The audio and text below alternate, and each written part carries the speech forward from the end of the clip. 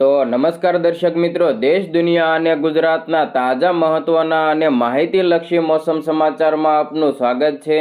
દર્શક મિત્રો, આજના વિડીયોમાં ખાસ કરીને ચોમાસા પૂર્વે જે ગુજરાતમાં વરસાદી માહોલ જોવા મળી રહ્યો છે, પ્રી મોન્સૂન એક્ટિવિટીને લઈને જે સમાચાર મળી રહ્યા છે, ગુજરાતમાં ચોમાસાનું આગમન ક્યારે થવાનું છે, તો વળી ગુજરાતમાં ચોમાસાના આગમન પૂર્વે વરસાદની આગાહી વચ્ચે ગુજરાતનો કયો દરિયો તોફાની જોવા મળ્યો છે, ઊંચા મોજા ઉછળી રહ્યા છે, તેના વિશેની સંપૂર્ણ માહિતી પણ મેળવવાની છે. તો વિડીયોને અંત સુધી નિહાળતા રહેજો. વરસાદને લગતા આવા સમાચારો સૌથી પહેલાં મેળવવા માટે અમારી ટ્રેન્ડિંગ ગુજરાત ચેનલને સબસ્ક્રાઇબ કરી લેજો.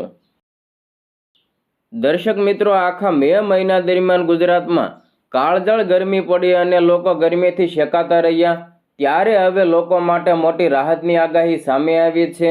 જે આ દર્શક મિત્રો, ખેડૂતો જેની આતુરતાથી રાહ જોઈ રહ્યા છે અને અન્ય લોકો પણ જેની આતુરતાથી રાહ જોતા હતા, તે રાહ હવે ટૂંક જ સમયમાં પૂર્ણ થવાની છે. જે આ દર્શક મિત્રો, વરસાદને લઈને સૌથી મોટા અને અગત્યના સમાચાર સામે આવી ગયા છે. શું છે સમગ્ર બાબત, તેની વિગતવાર માહિતી મેળવીએ. તો ગુજરાતના હવામાનમાં ફરી એકવાર મોટો અને અણધાર્યો પલટો જોવા મળ્યો છે, જેને પગલે ભર ઉનાળે ચોમાસા જેવો માહોલ સર્જાયો છે. મિત્રો, હવામાન વિભાગ દ્વારા જાહેર કરવામાં આવેલી તાજી આગાહી પ્રમાણે રાજ્યમાં આગામી 5 દિવસ સુધી ગાજવીજ અને તીવ્ર પવનના સુસવાટા સાથે વખતનો વરસાદ પડવાની પ્રબળ શક્યતા છે. આ બદલાયેલા હવામાનને કારણે તાપમાનમાં પણ ઘટાડો નોંધાઈ શકે. હવામાન નિષ્ણાતોના જણાવ્યા પ્રમાણે એક સાથે 3 શક્તિશાળી સિસ્ટમ સક્રિય થવાને કારણે રાજ્યમાં આ પ્રકારની પરિસ્થિતિનું નિર્માણ થયું છે.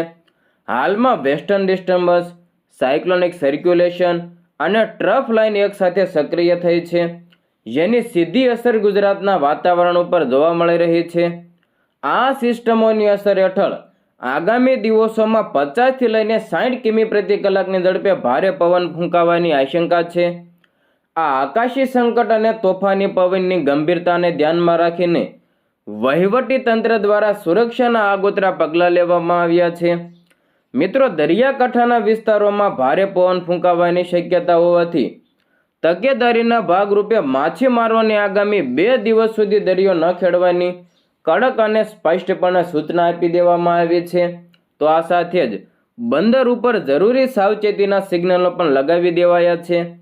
મિત્રો, વાતાવરણની વિગતો આપતા હવામાન વિભાગે જણાવ્યું કે શરૂઆતના 3 દિવસ સુધી રાજ્યના મોટાભાગના વિસ્તારોમાં પવનની ગતિ 50 થી લઈને 60 કિમી પ્રતિ કલાકની રહેશે, જે ભારે નુકસાન પહોંચાડી શકે. જોકે ત્યાર પછીના દિવસોમાં પવનની તીવ્રતામાં થોડો ઘટાડો નોંધાશે અને તેની ગતિ 40 થી લઈને 50 કિમી પ્રતિ કલાક આસપાસ રહેવાનું અનુમાન છે. આ પવનને કારણે કાચા મકાનો અને હોર્ડિંગ્સને પણ નુકસાન પહોંચી શકે છે. ભૌગોલિક દ્રષ્ટિએ જોઈએ તો રાજસ્થાન અને મધ્યપ્રદેશની સરહદને અડીને આવેલા જિલ્લાઓમાં વાદળોની તીવ્ર ગર્જના અને વીજળીના કડાકા ભડાકા સાથે ભારે વરસાદ થઈ શકે. હવામાન વિભાગે વધુમાં ચેતવણી આપી છે કે સાબરકાંઠાની આસપાસના વિસ્તારો તેમજ ખાસ કરીને અરવલ્લી, મહીસાગર, દાહોદ અને પંચમહાલ જિલ્લામાં વરસાદની સાથે કરા પડવાની પણ પૂરેપૂરી સંભાવના છે, જે ખેડૂતો માટે ચિંતાનો વિષય બન્યો છે. ખાસ કરીને 1 જૂનના રોજ એટલે કે આજે રાજ્યના મોટાભાગના વિસ્તારોમાં મેઘમહેર જોવા મળશે, જેમાં કુલ 30 જિલ્લાઓ અને 3 સંઘ પ્રદેશો દીવ, દમણ અને દાદરાનગર હવેલીમાં હળવાથી મધ્યમ વરસાદી ઝાપટા પડી શકે છે.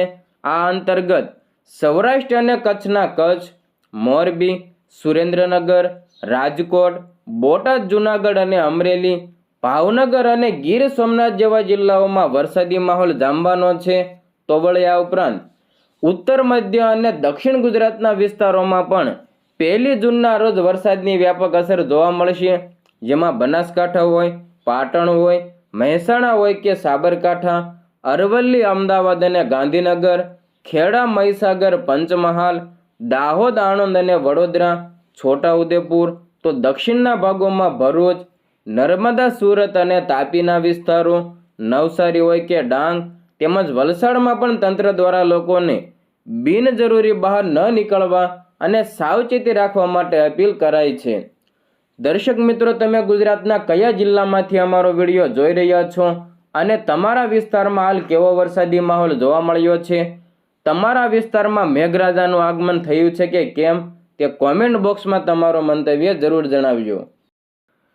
હવે મિત્રો આગળ વાત કરીએ તો ગુજરાતમાં વરસાદની આગાહીની સાથે સાથે ગુજરાતના અમુક દરિયામાં ભારે કરંટ જોવા મળી રહ્યો છે અને દરિયા તોફાની પણ બની રહ્યા છે.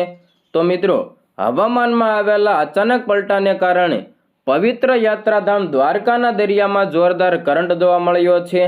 અરબી સમુદ્રમાં સર્જાયેલી મોટી હલચલને પગલે દરિયાકાંઠાના વિસ્તારોમાં તેજ પવન ફૂંકાઈ રહ્યો છે અને સમુદ્રમાં ખૂબ જ ઊંચા મોજા ઉછળી રહ્યા છે.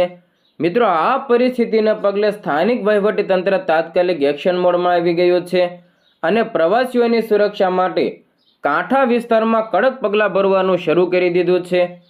દરિયામાં આવેલા આ કરંટની સીધી અસર પવિત્ર ગોમતી નદીના પ્રવાહ ઉપર પણ જોવા મળી રહી છે. દ્વારકાના પ્રસિદ્ધ ગોમતી ઘાટ ઉપર સામાન્ય દિવસો કરતાં ખૂબ જ ઊંચા અને શક્તિશાળી મોજા ઉછળતા નજરે પડી રહ્યા છે.